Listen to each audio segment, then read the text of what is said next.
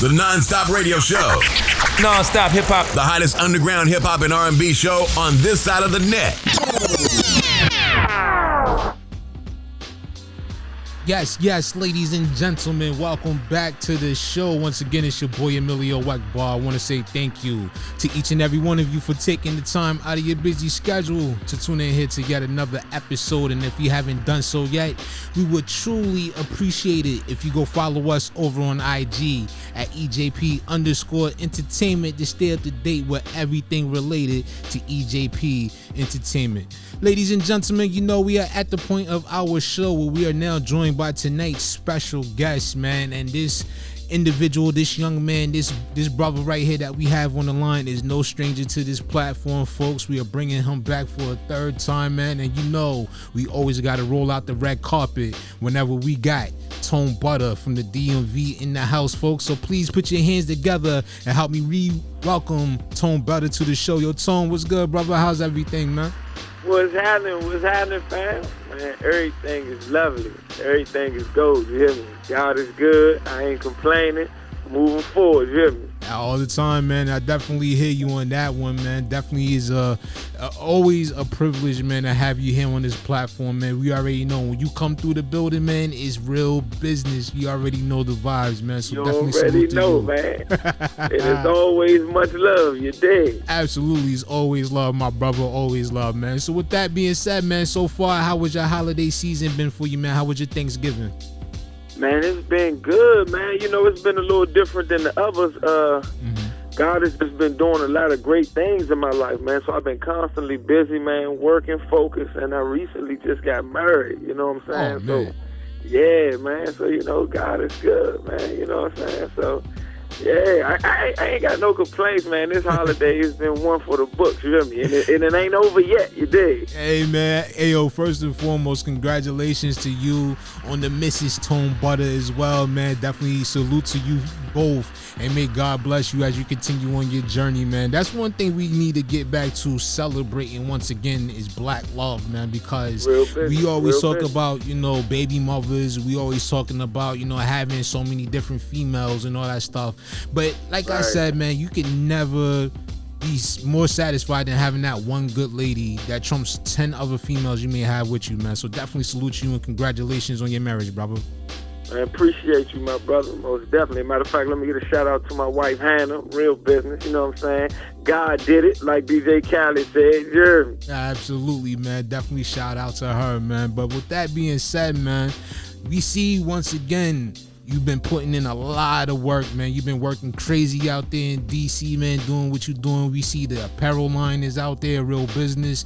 We see the, you know, the web series. We see the movies that you out there doing right now, man. We also see you out there ministering still to the people. So ain't nothing really changed from the first time, the last time, and up until now that you have been on this show, man. And like I said, when I see brothers like you doing something positive for their community and continuing to bring back and give back to the community, man, I always want to make sure I make it a point to give you your flowers and stuff like that, man. So definitely want to say thank you for that, though. Even though I know I don't live in DC, man, but what you do and your work is very inspirational to all of us, man.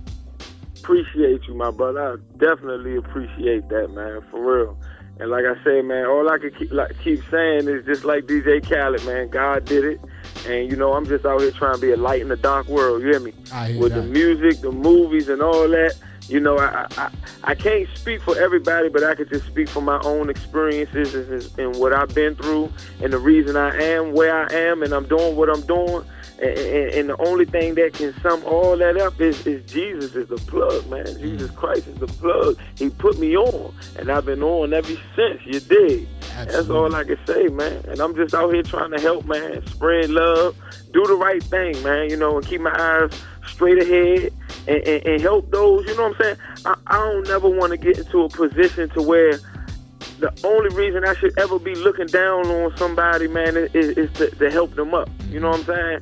So I know what it's like to be down. I know what it's like to go through. You know what I'm saying? We all down here, you know, we all go through struggles out here in Earth. You know what I'm saying? On Earth. We all go through struggles. So it shouldn't be hard for you to run into somebody or see somebody who you can relate to where if you can't help them out financially as you want to, man, you could be a listening ear. Or you could be somebody who can give a confident word, you know what I'm saying? Mm-hmm. Or lend them some wise counsel, like these youngins out here dying at a rapid pace, you know what I'm saying? You know what I'm saying? And not even just these young, I'm saying a lot of young women, young men, people, period, just getting killed left and just crazy stuff, road rage accident, people leaving from here left and right, man, people grieving, people losing loved ones. It's getting wild out here, man, and it should be clear to people that we are living in a time, in perilous times, like it talks about in the Holy Bible. You know, we living in perilous times where things is really winding up and the days is getting more evil. You see it. You know what I'm saying? You see it. So I want to do what I can. You can't save everybody. You can't, you know what I'm saying? I'm over here in D.C. I'm in the DMV, and shout out to the whole DMV, you know what I'm saying? Always much love for the home. And you out there in New York, and shout out to New York, you know what I'm saying? Because there's always much love. But you can't be here in New York. You can't be here in the DMV right now because you got responsibilities where you are. But if you take care of what you can do there, and I take care of what I can do here, and we connect, we could do some great things, you hear me? Absolutely, man. And that's the one Real thing business. A lot of people need to understand, man. Unity. That Real is the business. word of the day, the word of this interview. Unity. We need to come together because, like you said, man, it's just getting so evil out here in this world. I mean, you looking at the things like you're saying, like, you know, people killing each other left and right. You're looking at, you know, the over sexualization of our children through a lot of these big ass, you know, designer brands and stuff like that. And then you just see all the craziness that's going on, you know, all around the world, you know, with the whole fallout from the COVID pandemic and things that's been happening left and right, man. It's just, when it comes down to it, this is the most divided I've ever seen us as a people, not just here in the United States, but all around the world, and especially in our communities, man. It's like, we just need to find a way to come back together and put our differences aside, you know? Most definitely, man. I wholeheartedly agree with you on that. Wholeheartedly. Like even the Shanquella Robinson? Yeah. Even that situation, man, you know, that situation was heartbreaking when you looking at this young woman and people who you trusted as friends for something like that to happen to you. You know what I mean? For that to be the end result of what happens to you, and you going on in your mind, you're going on a vacation with people who you saying is friends. It's like, what is the definition of friends right now in this generation? Because if that is what the definition is of friends, it's hard. It's going to be hard to stomach what the next generation under this generation it's going to come out to be if we don't get it together. You see what I'm saying? Absolutely, man. And you know what the saying goes, man, with friends like that, who needs enemies? And that's just the sad part when it comes down to it, that you can't even trust people that you got a love for nowadays, because it's like everybody got this spirit of greed and envy in their heart so heavy right now that just even a little bit of shine, somebody want to come along and dampen and darken the shine that you're putting out there. And it shouldn't be like that. Like you said, you know, only time you should ever look down on somebody is when you're looking down to help them up. And it's like, we in a society now where it's like people just bask in the whole moment of just kicking people while they're down. And it's like, when you get people like that going along, who really needs enemies? It's like, you got to watch the people that is close to you these days, man. Right, most definitely, man. That's why I say, like, when you see me doing stuff like God using me out, which I was just a part of the event for the homeless kings and queens down here in D.C. at the 2nd and D Street shelter. Shout out to Sister Jennifer Galencia, Queen Jennifer Galencia, who sponsors and hosts that whole event every Saturday. I want to give her flowers every Saturday, man. She is down at the shelter, and this is right here. This is what I'm talking about. Somebody who understands the struggle because they've been through it, where she used to be homeless and sleep at the same shelter, but when God helped her get on her feet, now every Saturday she's back there helping out, giving, helping feed them, helping clothe them, bringing donations to help somebody else out in need. And that's where we need to get to, man. You know what I'm saying? Because I'm looking at, this the thing, me being an artist and making music and being in movies and all that is good. I thank God for it. You feel what I'm saying? I thank God for it, you know what I'm saying? But at the end of the day, I don't think none of that is more important than actually being a blessing back to humanity. You see what I'm saying? So I look at it like I'm connected with a lot of rappers and a lot of singers and movie producers and people who names are good in the music industry and the film industry and poetry and all that. And a lot of us doing our thing. And in my mind, what God lays in my heart is like, look, while we all out here doing our thing and shining, won't we get together and go help out and be a blessing to those whose lights may have become dim? You know what I'm saying? And that's the homeless people. That's people who hurting. That's people who grieving, who suffering from losing the loved ones, the gun violence, who child just may have killed themselves because of depression. Because the devil is real, no matter what people want to think, and he's out here causing havoc. And the reason he's causing havoc, because a lot of people don't have, God has been removed out of a lot of places out here in society, man. And they wondering why the devil is putting people in the chokehold and suffocating them. You know what I'm saying? And people dying at a rapid pace. They don't know how to fight it back. People are having spiritual problems and they're trying to fight it back physically. By keep constantly drinking, you're depressed. So now you keep drinking or you keep smoking or you think you're going to go out here and lay around with people and find some solace in that, but it doesn't help.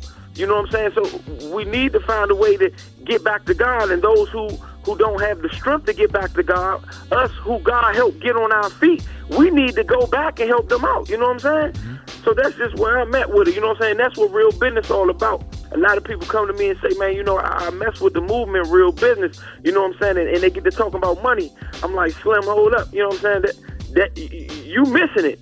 You missing it, Slim. It ain't even about the income for real. It's about the outcome. You know what I'm saying? Because if you focus on the purpose, the profit going to follow you anyway. God going to bless you. If you take care of God's business, God going to take care of your business. But what's more important is out here really being a blessing to humanity, man. Helping uplift people, be a light out here in this dark world, man. Because it's getting evil by the day, man. It's crazy to see children out here getting killed at a rapid pace, man. Absolutely. Babies dying. Like, man, that stuff crazy, man. That stuff heartbreaking, heart-wrenching.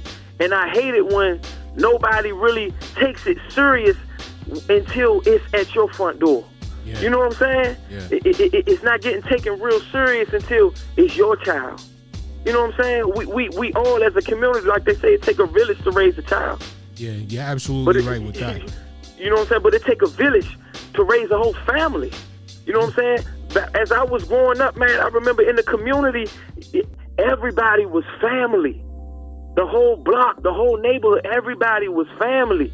If I did something, then Miss Judy from a couple apartments down and she see me doing the wrong thing, she gonna come and check me and give me some wise counsel, just like if she was my aunt or if she was my mother, or she gonna go tell my peoples. You know what I'm saying? It was a community thing. It was love as a community. We don't have that no more. Like you said, it's no more unity.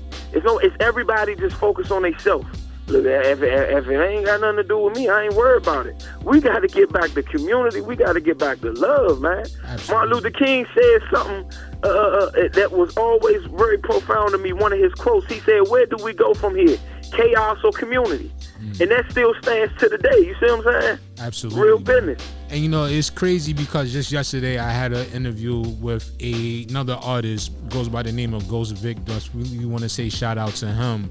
And we had this same conversation where we was talking about the whole family structure having been removed from our communities. It's like we don't focus on family anymore. It's all about individuality. Then the message that you hear a lot of the people was putting out, making females feeling like they don't need a man or whatever in that household to take care of their family, and then you got men out here feeling like they don't have to help raise the life they helped to create and all that good stuff. And it's just like when you put those two elements together, you have a recipe for disaster. And what we are seeing right now is a result of that. You don't see a lot of people that are family oriented as much as they should be, and that's one of the biggest things. And I know a lot of people, and I say this on this platform, and I don't care whoever say or feel how they feel, about me what I'm getting ready to say.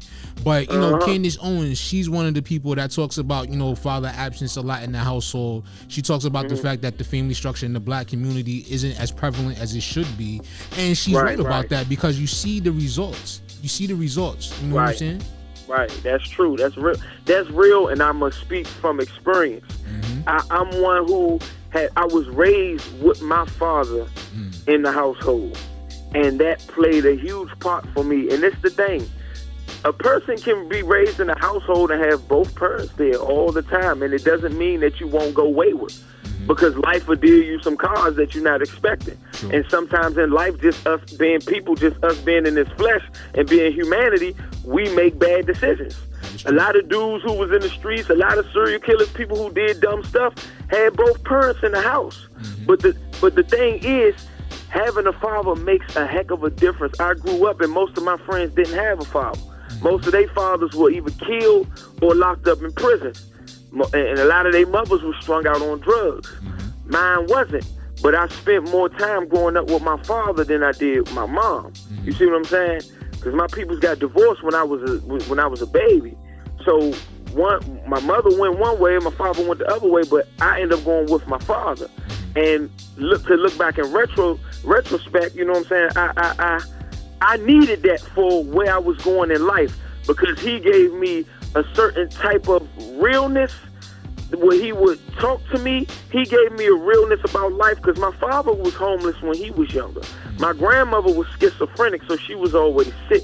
So he grew up real rough, you know what I'm saying? And my father's father, my grandfather, he was a Vietnam War vet who ended up going to the war. And it was told to my grandmother that he died in the war. But years later, come back to find out he showed up at her door. Whole time he had a whole nother family.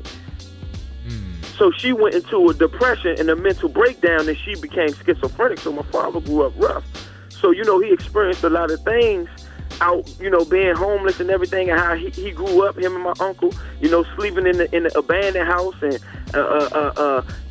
you know how sometimes, you know, family going through their struggles too, so they can't really take you in as well because they got their own family. So it was a lot he went through, but he learned through those obstacles where he was able to teach me, because I was growing up in a chaotic environment. And I want to say, Washington, D.C., it's a lot of stuff. You know, here, it's a lot of history here. You know, we got the president here, we got the Capitol, a lot of government officials here, you know, but at the same time, we like to say, a lot of us inner city people, it's two sides to Washington. You got Washington and you got D.C. Oh, yeah. You know what I'm saying? In D.C., the urban area. It's two different sides. When you got the monument, you know, that's like the tourist side. But then you come to the side that's home for us. That's home of the go-go. You know what I'm saying? That's home of the trends and the fashion. You know what I'm saying? I'm born and raised in D.C. So it was a lot going on coming up, but it was fun at the same time. But it was a lot going on. You know what I'm saying? It was a lot of drug dealing, a lot of murder. It was a lot going on. The environment that I was growing up in, and I made a lot of, just being a child, just growing. I was introduced and exposed to a lot at a young age. You see what I'm saying? And it's crazy even now, because the internet wasn't like it is now. Like, we didn't even have the internet when I was growing up. You know, that was just coming into play. So now they're being exposed to even more now. Yeah. So I'm just thinking about us being exposed just in the environment of what I was exposed to. I needed that fatherly guidance. I got in a lot of trouble. I ran into a lot of brick walls. I had a lot of near-death experiences. I made a lot of bad choices. But one thing I can say, having my father there did make a difference, because there was something, even though I got into a lot, I seen a lot, I did a lot, but there was a lot that I didn't do because of counsel and wise counsel from the father that I had in my life. The discipline that I would get, the real talks that I would get from a man. You know what I'm saying? Seeing the example of a man made a difference of the man that I became. You know what I'm saying? And I feel like my father raised me to a certain point, but then there's a certain point to where it's out of your parents' control, to where you need to get a real relationship with God. You need to find a real, and I think that's one of parents' should be one of parents' top priority. Raise your child right. Teach them the traditional ways that you was raised, only if it's appropriate and not toxic, and not based on the broken way that you was raised. But in the way of raising them, help them to understand and learn to lean on God in times of trouble, and not even just in times of trouble.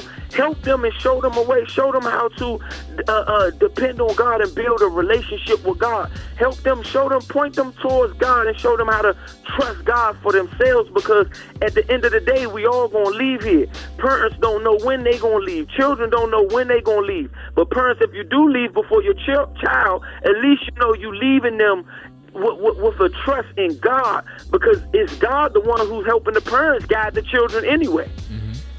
But if you leave from this earth and they have no type of relationship or awareness of who God is in their life, man, the devil gonna run them rampant. And we see that a lot in the jails. You see that a lot in the insane asylums. Oh yeah. We see that, you know, a lot at the homeless shelters. You know what I'm saying? It's evident of that. You know what I'm saying? So that's just where I stand with it. I really think that having one of the most important things, because it was a lot. It was imperative to have my father for my journey, but everybody got a different story. Oh yeah. You see what I'm saying? Because some people had their father and their father was a pedophile. Their father touched them. Their father raped them. So everybody got a different story. You know what I'm saying? So I think the best thing that we can leave to each other is to teach and point each other toward God. Because out of all the things and all the good things that my father did do, there was a lot of things he couldn't do. Because he's still a man at the end of the day. You know what I'm saying? Oh, yeah. He had shortcomings. He make mistakes. He make bad decisions. But one of the most important things he did was he told me to trust in God for myself. He pointed me towards God by teaching me how to pray, by teaching me how to just depend more on God to build that relationship up with myself. One of the most important times of my life, I still remember I was young. You know, I was wayward. I was running the streets, and you know, I was, you know, what they say, you know, what the older folks would say, you bad. Yeah. So you know what I'm saying? I was that bad. You know what I'm saying? So one time we went to a church play with my uncle, and it was a Deron Cloud. Deron Cloud was well known. He used to well known for throwing church plays, a lot of powerful, transparent church plays about young men in the streets and young girls and stuff, how they get caught up in the hands of Satan, you know, or the devil, and how he manipulate and erect your life. And he would throw these plays and show real life experiences that we all go through, and shows exactly where the devil manipulates and attacks you. And they were powerful. So I remember we went to one of these plays, and at the end of the play, he would do an altar call, asking people who want to come up and give their life to God. And my uncle, you know, he tried to force me up there. You know what I'm saying? He like, you need to go. He like, you need to go. Hey, come on, youngin', you need to go. And when I got up, you know, I got up not because I felt like I wanted to go give my life to God, but just because of guilt. Because I felt like, well, you know, I do be effing up. So, you know, my uncle pressed talking about, you know, you put me on the spot. So if I would have went up there, it wouldn't have been because I was trying to build a relationship with God. It would have been from guilt. It would have been from feeling condemned. My father stopped me. And he said, nah. He looked at my uncle and said, nah, young. He said he gonna go when he ready. Said if he go up there and give his life to God, let that be when he ready. When God called him, and in his heart, he's ready to build a real relationship with God. That was one of the most powerful times of my life that I could remember with my father. You see what I'm saying? So I think it is very important to have a father in the household. But like I said, everybody's story is different. That's why we need to be there for one another. It ain't got to be your kid that if you see them doing something wrong, show them love. You ain't got to be condemning. You ain't got to tell somebody that's doing wrong that they doing wrong. They know what they doing. A lot of people just need love, man. A lot of people need a word. I remember I had a friend, and it ain't even got nothing to do with color all the time, man. You know what I'm saying? I had a friend, is a white young man when I was in Job Corps, right? And his name was, we called him California because he was from California. You remember the movie, Remember the Titans? Yeah, I remember that. He used to look back, what's the Bama name? Sunshine. Yeah. They used to call him Sunshine. So he was He looked it just like the dude off Remember the Titans, the quarterback. Ronnie he had the Bass, long blonde hair, but he was a skateboarder type of dude. You know what I'm saying? And he just had a lot of respect for me and a dude that I end up becoming good friends with named Darrell out there, and we call him Drizzy. So me and Darrell shared rooms together in the Job Corps. You know what I'm saying? We was in the MLK dorm, and the white young man named let's just call him Remember the Titans right now, because I can't remember his name. Okay. So the white young man, Remember the Titans, he stayed in the dorm with us when we first got there in the new enrollee room, right? So he was real hype. You know what I'm saying? He was real hype. Like, he was always into stuff, cursing people out. He was always off of a bunch of type of drugs. Because, you know, up in the Job Corps sometime, man, you know, a lot of stuff go on up in that job. So he was on a lot, man, dude to be off of Seroquel, cocaine, all types of stuff. And I used to just sit back and be like, Slim, are you serious? Like, is it that serious for you? Like, how high you trying to get? You off for 7 different drugs, and they do something called huffing too, where he'd take the Axe spray and make a funnel and be inhaling it. And I'm like, young, I don't know what's going on in his life, but I don't know. Is that a cultural thing? If that's something white people, I don't know. But it used to trip me out. So me, him, and Red, but he was good. Like, he had a lot of respect for me. I used to see him get into it with people all the time. Frank Lucas' nephew worked up there, right? I forgot his name, but Frank Lucas' nephew worked up the joint. He was one of the RAs. He even got into it with Frank Lucas' nephew. Wow. I'm like, dude, and they would always call me and my homie Rail. My homie Rail was a half Latino. He was part Latino. And they always called me or Rail to come and get him or calm him down, because he had a lot of respect for us. So I'm looking like, what is it that he got so much respect for me and Rail? But me and Rail would always show him love. When he wouldn't really had nothing to eat like that, he'd come knock on our room, or if he wanted a cigarette, this was back when I was smoking cigarettes and stuff, man, I'd hook him up with a couple, you know, we call them jacks down here in the DMV. I'd hook him up with a couple of jacks. Man, you know, you need a cigarette or something, man, you look like you're stressing. He'd be like, yeah, Tone, you know what I'm saying, I'm going through a little something, but it's all good. And I would always see this look on his face like he was always bothered. But I wouldn't understand, like, why you do all these drugs? Why you be tripping out? You ready to fight somebody? But it's always some underlying issue when somebody is kind of lashing out like that. But I didn't know. So one day, me, him, and Rail, you know, we talking about some spiritual things, spiritual encounters and stuff we had. And then Rail get to kind of talking about some ghost stories and stuff he had back in Pennsylvania, because Rail was from PA where he was living. So we all sharing some kind of spiritual encounters where we had what kind of like, you know, some little ghost stories. We just telling like little spiritual encounters we had. So Rail go and tell his, and I'm like, well, you know, this happened to me when I was young, blah, blah, blah. So we like, oh, wow, man, you know, spirit's real. We just having casual talk, you know what I'm saying?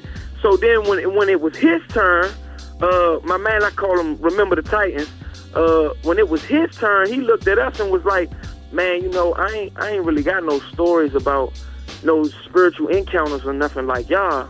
He said, but I do got a story, and y'all got to promise me that y'all don't share it with nobody in here, because it'll embarrass me. And I was like, of course, man, you know what I'm saying?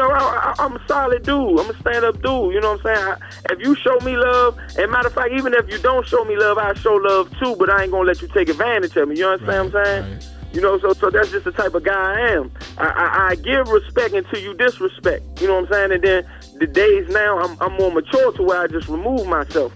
But with all that said, I was like, yeah, man, you good. You know, it's safe right here. We good. You know, we solid. And we never spoke on it after this day. You see what I'm saying?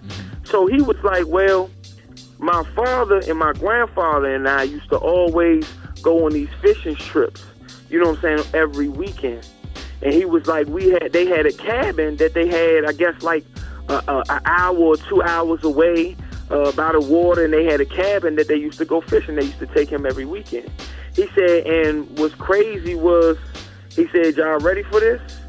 And we thinking like, yeah. So we really thinking like he about to tell us a ghost story, or he had an encounter with some type of demonic spiritual interaction or something like that. So we like, yeah, what happened? So I'm thinking like some cabin in the woods, you seen a dark spirit or some crazy stuff happening. So he was like, man, you know, they would take me to this cabin, and my father and my grandfather, they would take me and tell my mom we going to go fishing, and my father and my grandfather would rape me every time they take me to that cabin. Man, me and Rail looked at each other and our mouth just dropped. And all this stuff that happened that I would be seeing with him, all the lashing out, all the acting crazy, the doing all these different drugs, all that was just his way of crying out because the dude was hurting with something inside of him that he didn't know how to get healed from. We didn't even know what to say. Like, I think tears had fell from our eyes when he left the room because I was like, dang, as a man, I don't even know how do you cope with something like that? People out here hurting for real, man. And you never know what people going through, no matter the color. People need love, man. Absolutely. People need real people to show real love, man. Not be selfish, not that fake stuff. People need real people, no matter the color. You never know. People out here hurting, man. Hurt ain't got no color. Struggles ain't got no color. Because when I was downtown in D.C. the other day, man, I seen white people, Chinese people, Spanish people, black people, all alike down there homeless, struggling. Struggle ain't got no color. Yo, you know what I'm saying? And it's crazy. And love don't need. And it's crazy how, you know, with that being said, I'm like, damn, I'm just sitting here like, wow. You know, because you hear stories like that all the time. You know, I hear it. Right. I know, you know, a lot of these stories are starting to come out now. A lot of other things like that happening with people. And when you think about it and you just listen to the conversations now that people are having, they always try to make everything a racial issue. And it's just like you said, like there's no colorblindness when it comes to struggle. It doesn't struggle matter. And love, exactly. Man. It doesn't matter if you white, black, Asian, Chinese, you know, Puerto Rican, whatever. Everybody deals with something. And it's just like when I listen to conversations most of the time these days, I get so fed up how people make everything all about race. And I'm like, yo, it's not that. It's not that, you know? It's deeper than that. Oh yeah, absolutely. Deeper than that. And it's not to say, and we not saying that the racial issue, racial injustice is not a problem. It's a huge problem. Absolutely. And as a people, we should be, the thing is, wrong should be wrong and right should be right.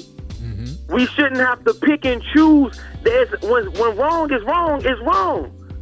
You can't say, well, this is more wrong than this, so we'll fight or march and stand up for this.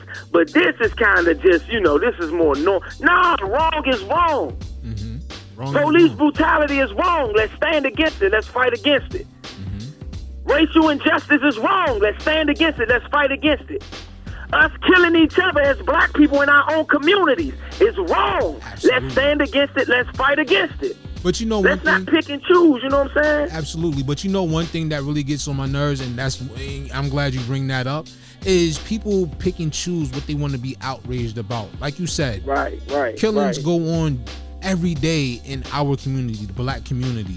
Nobody's outraged about that unless it's the family of the victim that is showing the outrage. And then, you know, people will get, you know, fake worked up about it, but then, you know, a couple of minutes later, they forgetting about it because it's not one of those causes they can really get behind and really, you know, have their voices heard. But then you see, you know, the police brutality and something like that happen, everybody want to come with the torches and pitchforks. I'm like, yo, when we see these things, and I used to get, you know, called out about this a lot, and I don't care, but it shouldn't be rise to anger whenever it happens at the hand of a police officer. Where's the outrage also when it comes to us killing one another? You know what I'm saying? Right. That's real. And I'm in agreement with you. Mm-hmm. And you know what? To piggyback off of what you're saying, let me do this too. Mm-hmm. Because the thing is, and God even, just God having me in the places as an advocate, as somebody that's, you know, that does outreach, and, you know, that's for the people. I'm for the community. I'm for, you know, I'm for our black people. I'm for our culture, but I'm for love first and foremost. Mm-hmm. So you ain't got to be black for me to show you love. You know what I'm saying? Because I got white friends, I got Spanish friends, I got friends of all ethnicities and all colors. You know what I'm saying? So I'm for love first and foremost.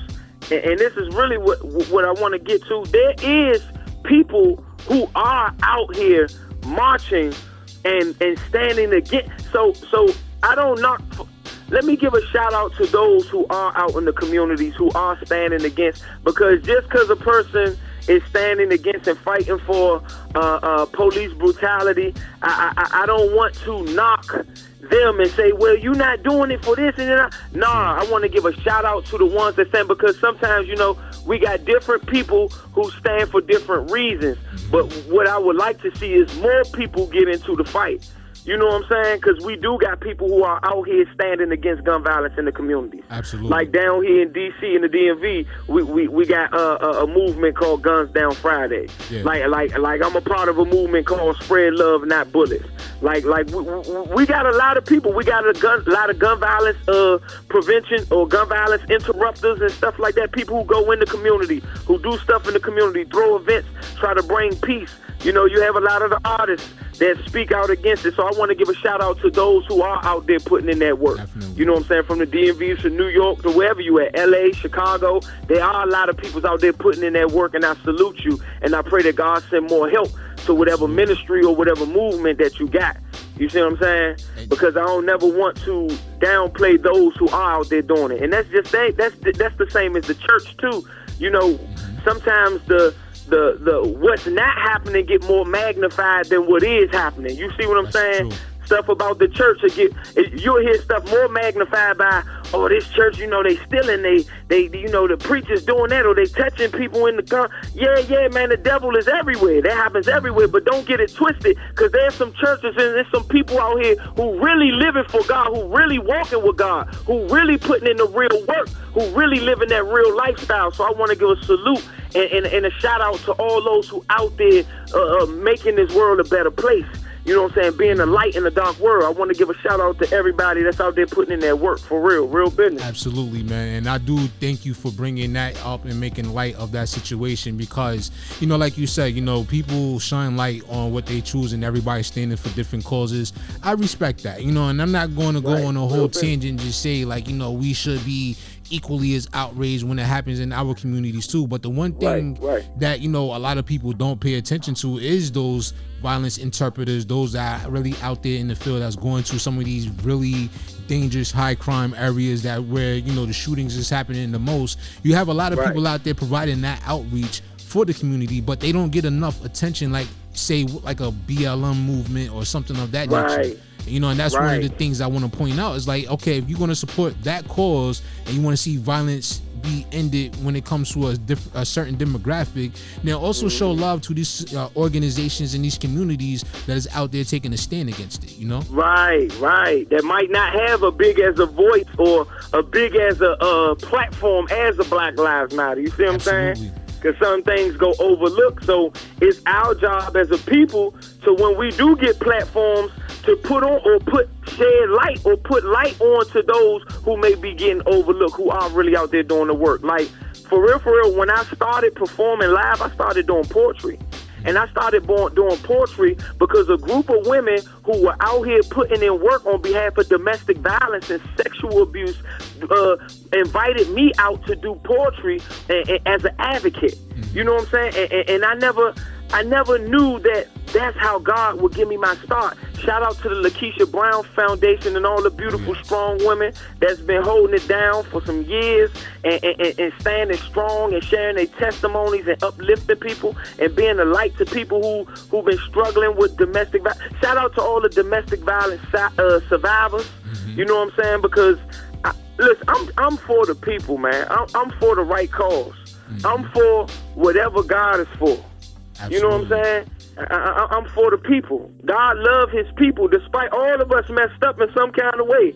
I don't care who you are. It's something about all of us got something messed up about us in some kind of way, but God still loves us. Absolutely. So it ain't my job to judge nobody or condemn or look down on nobody, because the same way I got stuff with me, you got stuff with you. Absolutely. You know what I'm saying?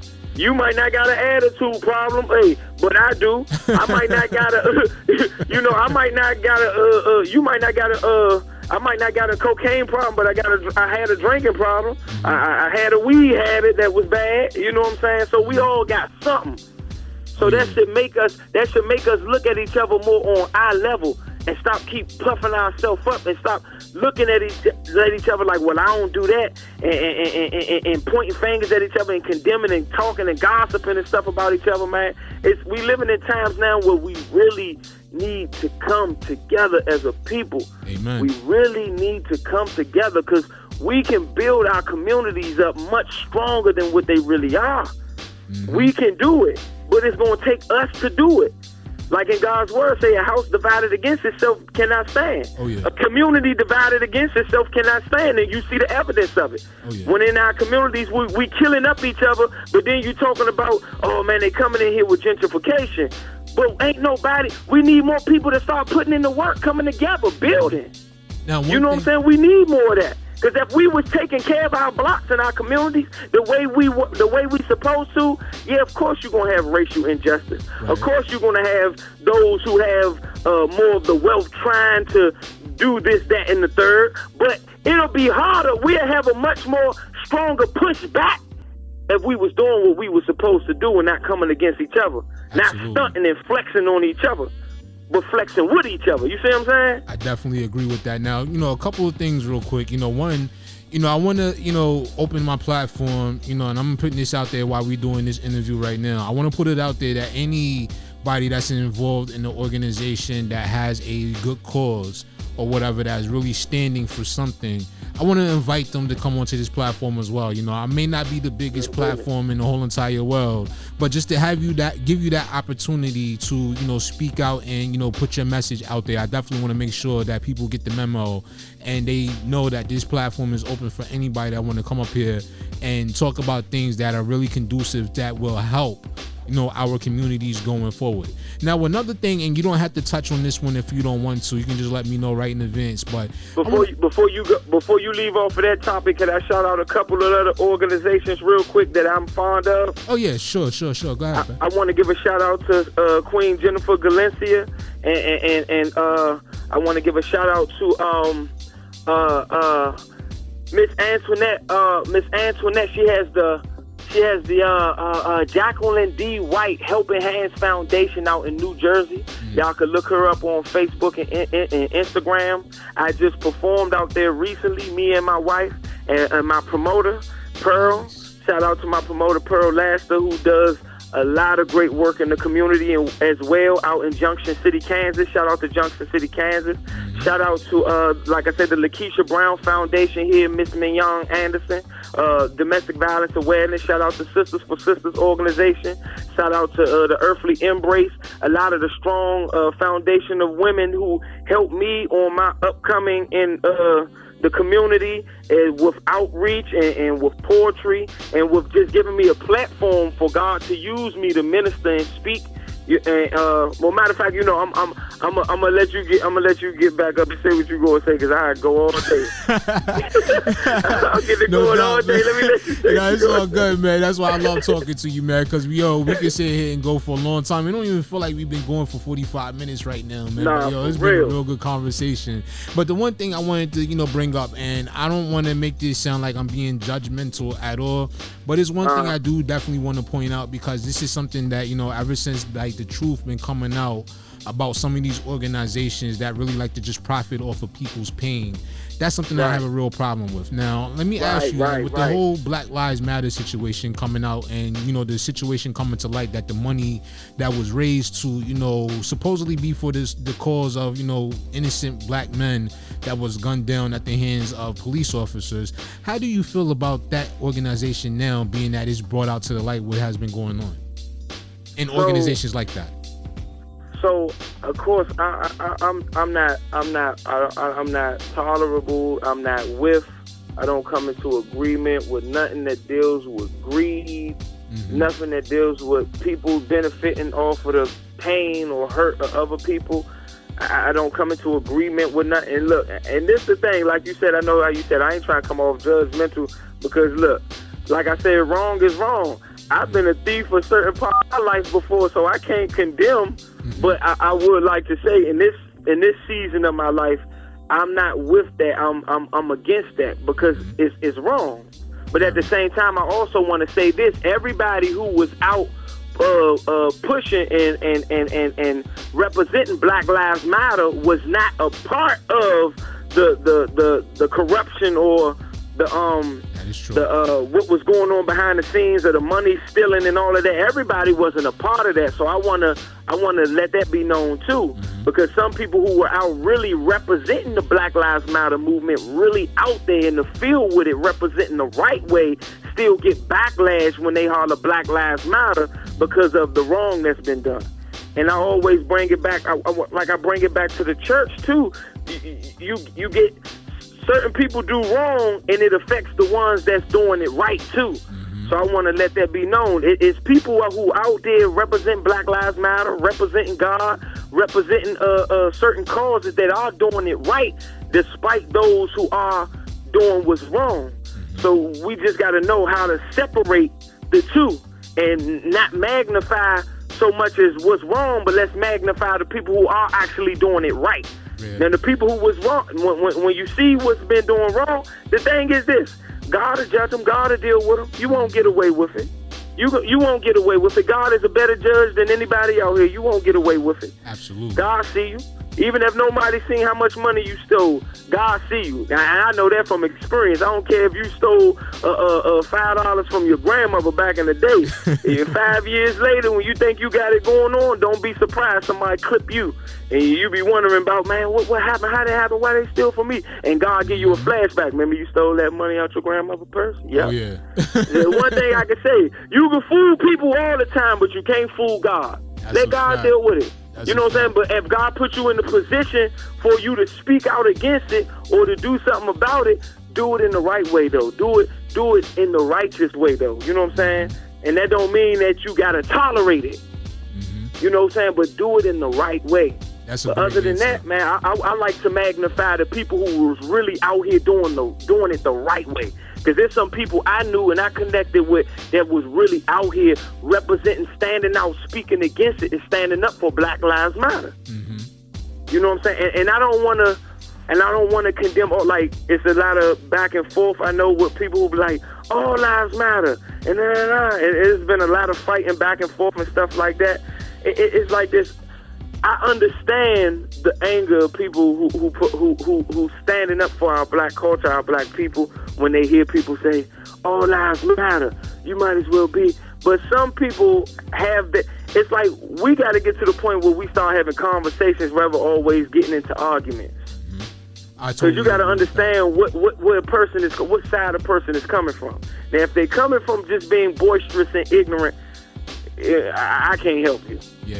You know what I'm saying? You really, if you make your bed, you want to be boisterous and ignorant and have ignorant behavior about a certain situation rather than try to get a right perception. Then if somebody, you deal with somebody's backlash because certain people lost family members, they lost loved ones. You know what I'm saying? To police brutality, to racial injustice. So you got to be mindful of when you come out and say certain things. Absolutely. But then you got certain people who's just saying it in the sense of, you got certain people saying all lives matter, like, well, we going through it too. But you got to realize that we're in a sensitive time. Certain times, you got to understand when to speak and when not to speak. That's a fact. Or when to share this or when not to share it. You just got to use wisdom. And we got to start having more compassion for each other. That's At true. the same time, like in my song, Dreams to Reality, I had mentioned, I'm talking about Black Lives Matter, but I had mentioned at the end of the song, all lives matter, it's time to stop this brutality. But when I said that because in my song, just like Martin Luther King, I wasn't just speaking on behalf of racial injustice. I wasn't just speaking solely on behalf of police brutality against black folks. I was speaking on behalf of the world. So that's why I say all lives matter. Time to stop this brutality. Time for us all to come together as a nation, and come together and really get our mind focused on the Lord. Absolutely. And so when I was saying all lives matter, I was saying all souls matter, because we got to come together as people. God didn't make us different for all of us to be divisive because of our differences. He made us different so that we can embrace one another. And it's beautiful when we all come together because of the differences. Because, listen, I've met some people who are not black, and I've loved the culture. And look, and a lot of guys and women can attest to what I'm saying, because a lot of guys like to go to Brazil, and it ain't for black women. That's all I'm gonna say. That's all I'm gonna say. I need not to say more. So I thank God for the beautiful world that He created with a bunch of differences. But we need to start coming together because of the differences, and not fighting and falling apart because you ain't got my skin color. Man, let me tell you something, brother. Every time I get the opportunity to sit and have these conversations with you, I always walk away feeling like my spirit has just been recharged, man. Because, you know, your energy and, you know, just the wisdom, the knowledge, the information that you share with us, and just the love overall, man. It just lets me know, man, that it was just one of these things that was meant to happen, man. Like, you know, from the answers you gave, you know, the stories you told here today, I'm hoping that people out there that, you know, listen to this podcast, that listen to this radio show, and just listen to this, you know, this conversation, I don't even call it an interview, I hope they come away with something with it as well, you know what I'm saying? And it goes back to what we said at the beginning of this whole, you know, conversation, that the word of this, or should I say the theme of this, is unity and also love. I want to add that on there as well, because we need a lot of that right now in our communities and all across the country and even around the world right now. It doesn't matter what differences we have, what kind of walk of life we come from, or what cultures we was growing up in. The differences is the beautiful thing about it. That's why, you know, when people talk about New York being a melting pot, one of the beauties about it is that you have so many affluent cultures and so many different, you know, nationalities here in this city that all mesh with one another. And, you know, we need to get back to that. Stop with the differences, put that aside, man. Just get back to being together again. Be that sense of community that we once had before, that made, you know, communities in this country great. You know what I mean? Most definitely, bro. Look, amen and amen again. I come into agreement with that. You hear me? I couldn't have said it no better. Absolutely, most definitely. Man, we definitely gotta make sure we get you back on here once again, you know, real soon, man. Cause like I said, like, this right here was a very, very much needed and a very great discussion that we had here today. And it doesn't matter the time limit, I don't care, because some things need that time to get out there and be said, man. So thank you so much, my brother, for coming on here and, you know, spreading the love and all that good stuff. Man, look, I'm thankful that you share your platform with me, brother. And that's one of the things we talking about. Like I said, you out in New York. I'm over here in the DMV. But by you sharing your platform with me, both of our audiences come together and can hear what we saying. Now your audience can hear what I'm saying, and my audience can hear what you saying, and we both making great impacts in places where our feet ain't even touching. I'm not even in New York, but somebody from New York might hear something that I said and be impacted by it. You're not in the DMV, but something you said, and one of my peoples or somebody from here may hear something you said and be impacted by it.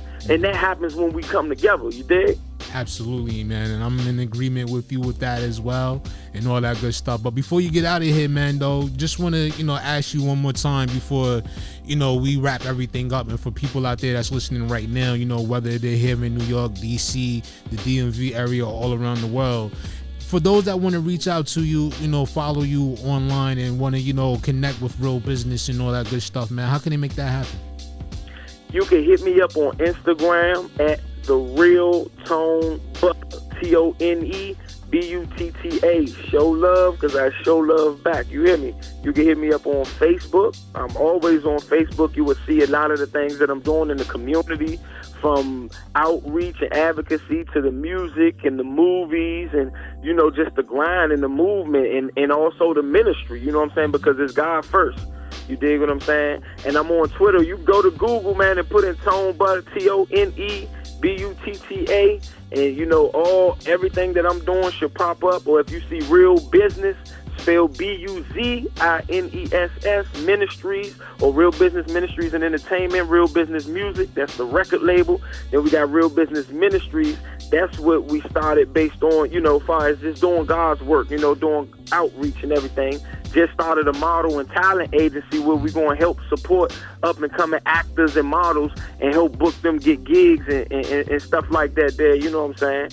And I want to also shout out again to, on December 17th, I'm going to be back down the 2nd and D Street shelter, helping, giving out. Also going to be performing down there on behalf of our homeless brothers and sisters, on behalf of Queen Jennifer Galencia and the new royal family. They down there every Saturday. You want to donate or help out the homeless, hit me up on Facebook at Antonio Joseph Smith, in parentheses, Tone Butta, or on Instagram at The Real Tone Butta. I want to shout out. Hold up. You know I got to get my shout outs there. Oh, God, I got a Facebook Live talk show, and the first episode is called The Real Deal. The first episode is on December the 2nd, and it's going to start at 7 o'clock, Facebook Live. Hit me up on Facebook again at Antonio Joseph Smith, parentheses, Tone Butta. Come in, see what the real deal all about. I'm going to be having some real deal discussions with some real deal people. And, bruh, you already know I'm bringing you on as a guest. We're going to break bread. You hear me? Absolutely. We're going to break bread. And, you know, people going to be dropping jewels. I'm going to be talking to artists, actors, doctors. I'm going to be talking to a little bit of everybody, but we're going to be having some real deal discussions. Also want to give a shout out to some good brothers, filmmakers. I'm involved in like 7-8 movies this year, man. Glory to God. Thank you, Jesus. You know what I'm saying? Jesus, he is the plug. Shout out to filmmaker June DeGuiso out here in the DMV. I'm in his movie Saving Anna, and the premiere is on December the 8th. You know what I'm saying? So be on the lookout for that. Shout out to my brother also, and this is my white brother, an awesome actor, Thomas Lehigh, and he's in his movie called Penance. And that movie is coming out real soon. He just had the movie premiere not too long ago. Shout out to my brother Tom. I'm also in a part of another film. Shout out to my brother Lance Hill. He got a film called Deadly Winning Numbers. So shout out to him. His film going to be coming out soon. And I'm also in another film down here in Washington, D.C. called Detective MJ, Our Nation's Capital. You can watch that joint on Amazon Prime right now. Oh, wow. I'm in that joint. We in it. Shout out to my man John Thompson, Vincent, Sis Trump, comedians and actors from the DMV, man. The DMV, we got a lot going on. Shout out to the DMV. Shout out to my man, the director, the film director, who's also an actor in the movie, my brother Morris D. Small. You know what I'm saying? So shout out to all them. Shout out to New York. Shout out to my man E and everything he got going on, and to the Nonstop Radio Show. You know how we coming. Thank you, brother. I do appreciate that, man. You're a hard-working brother, man. Like, yo, I got to get on my grind. Man, all glory to God, bro. Look, I always tell people I ain't doing it. God, when DJ Khaled said God did it, look, I know what he means, because I know what he doing in my life, man. God did it. Jesus is the plug for me. I can't speak for everybody else, but Jesus Christ landed down for me. I'm just following +16467307971. My bad, man. Somebody was calling in on the other line, but, you know, we ain't gonna worry about that right now. But, you know, man, once again, man, we want to say thank you for taking the time out here, man. And we definitely gonna talk again real soon, man. We definitely gonna stay in contact even more so, man. We definitely got to spread this business out here, man, and, you know, let people know, man, that there's a strong message that needs to be heard, and people need to understand, you know, exactly what's going on out here, man, for real. Most definitely, man. And to all the youngins in every community, every neighborhood, worldwide, spread love, not bullets. We could do more when we come together rather than fighting against each other and killing each other. Real business, man. And shout out to my wife again, and shout out to the whole DMV. Shout out to everybody who out there putting in that footwork, man, trying to be a light in the dark place. And if you want to hear my music, go check me out on YouTube. I'm on all streaming platforms. Go check me out. I got a track called Merry Christmas, and rock that joint. Is fire. Go check that joint out. Spotify, Apple Music, YouTube, whatever. Tone Butta, real business. That's how we coming. All glory to God. You hear me? Absolutely, man. And for everybody else out there, be sure to keep it locked and stay tuned. We're going to get into some Tone Butta records coming up next here on the show. It's your boy Emilio Ekbar back at it once again, and I'll be back with much more right after this. Real business.